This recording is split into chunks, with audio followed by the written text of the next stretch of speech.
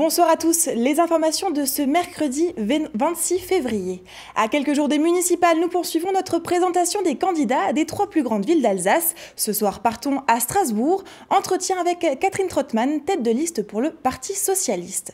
À Strasbourg, justement, des affiches annonçant l'annulation de l'ouverture du magasin Primark ont fait grand bruit ce week-end.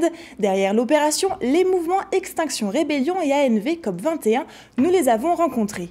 Et puis avant d'atterrir dans un musée, à quoi servaient les tableaux? C'est la question qu'on ne se pose pas et pourtant, aucune œuvre n'a été peinte pour être dans un musée. Alors pour répondre à cette interrogation, direction le musée des Beaux-Arts de Strasbourg. Mais pour commencer, on commence avec ce premier cas confirmé de coronavirus à Strasbourg. La nouvelle est tombée en fin de matinée. Le patient est un homme de 36 ans revenu d'un voyage en Italie. Actuellement hospitalisé au nouvel hôpital civil, son cas ne présenterait pas de signes de gravité selon l'agence régionale de santé. Des investigations sont menées pour identifier les personnes avec qui le patient a eu des contacts depuis l'apparition des symptômes. En France, 17 cas de contamination au Covid-19 ont été avérés depuis fin janvier. 11 patients sont guéris et 4 sont toujours hospitalisés. Les chefs de partis et de groupes parlementaires pourront participer à un point sur la situation à Matignon demain matin. Un numéro vert a été activé pour répondre aux questions, le 0800 130 000. Se laver régulièrement les mains ou utiliser des gels hydroalcooliques sont des réflexes à adopter afin de se protéger de la maladie. Samedi dernier, vous avez peut-être vu cette dizaine d'affiches partout dans Strasbourg. Elles annonçaient l'annulation de l'ouverture du magasin de la marque Primark. C'était une action de communication dite pirate, revendiquée ce matin par les collectifs Extinction Rébellion Strasbourg et ANV COP21. Leur objectif, dénoncer l'inaction de la municipalité dans la lutte contre l'implantation d'enseignes qu'ils qualifient de nocives pour le climat et les droits des travailleurs. On écoute Tom Baumer, coordinateur d'ANV COP21 et membre d'Extinction Rébellion. Par rapport à ce magasin, il fait partie ce qu'on appelle de la fast fashion. Dans le monde, il y a 130 milliards de vêtements qui sont produits chaque année pour 7 milliards d'êtres humains. La fast fashion, c'est 2% de gaz à effet de serre, donc c'est plus que l'aviation et le transport maritime réunis. Plus globalement, ça participe à un modèle économique destructeur, puisque c'est la course au bas prix, la mondialisation et la surconsommation en général. En fait, on peut imaginer complètement autre chose pour Strasbourg. C'est d'ailleurs l'objet du deuxième point sur notre affiche qui était le lancement d'un appel à projet pour l'économie sociale et solidaire. On pourrait imaginer des structures de réemploi de vêtements, comme ce que fait Emmaüs, comme ce que fait Oxfam et d'autres friperies à Strasbourg. Nous, on veut un engagement clair des décideurs politiques pour dire non à l'installation de ces multinationales à Strasbourg. De nouvelles actions pourraient être organisées prochainement, notamment à l'ouverture du magasin du centre-ville, ouverture dont la date n'a pas encore été communiquée. Les collectifs souhaitent également interpeller les candidats à l'élection municipale dans le but de discuter du développement économique de la capitale alsacienne. Les municipales, justement, arrivent à grands pas. Un nouveau sondage Orange Europe 1 BVA a été publié ce mercredi. Les listes d'Alain Fontanelle et La République En Marche et celle de Jeanne Barséguian d'Europe Écologie Les Verts se talonnent. La liste du Parti socialiste avec à sa tête Catherine Trottmann serait en 3e position avec 17% des suffrages, suivi par la droite et le centre, mené par Jean-Philippe Vetter. Alors depuis quelques semaines, nous vous présentons justement tous ces candidats. Place ce soir à Catherine Trottmann, un reportage d'Adrien Labi. Catherine Trottmann, 69 ans, numéro 1 de la liste Faire Ensemble Strasbourg. Maire de Strasbourg dans les années 90, actuelle conseillère municipale, elle a pris la tête de la liste socialiste après le retrait de Mathieu Kahn. Voici son projet pour la ville. Je ne suis pas dans les il faut ou il n'y a qu'à, je suis dans les solutions et dans le comment. Qu'est-ce qui va changer dans Strasbourg? C'est la manière d'approcher l'espace public urbain.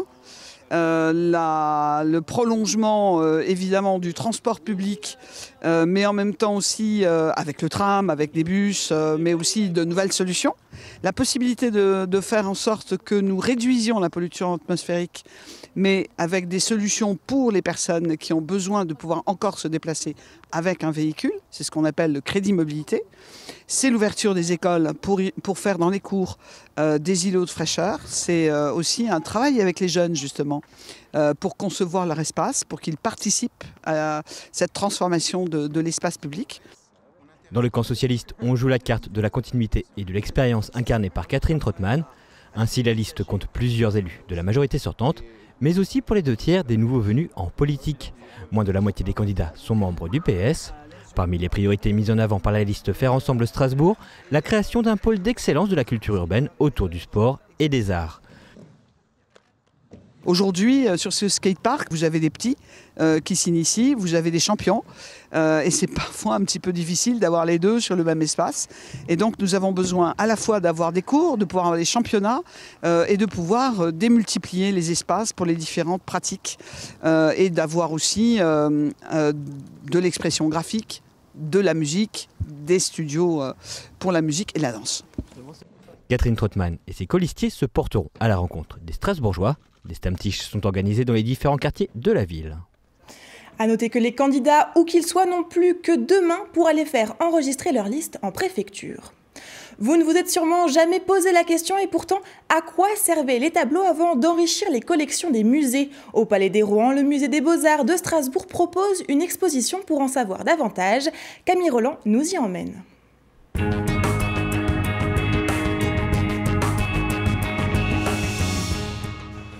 Sur les murs du musée des Beaux-Arts, les tableaux semblent avoir été toujours là. Pourtant, en y regardant de plus près, l'on découvre que ces œuvres n'ont pas été conçues pour être exposées au public. Avant l'apparition des musées, les tableaux avaient d'autres utilités, religieuses, collections privées ou objets décoratifs.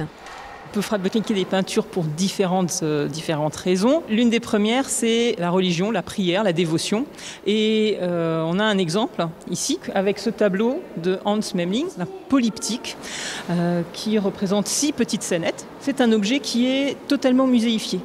Il est posé sur un socle, sous une cloche de plexiglas, mis à distance des mains du visiteur, alors qu'au départ, le tableau ne ressemble pas du tout à ça.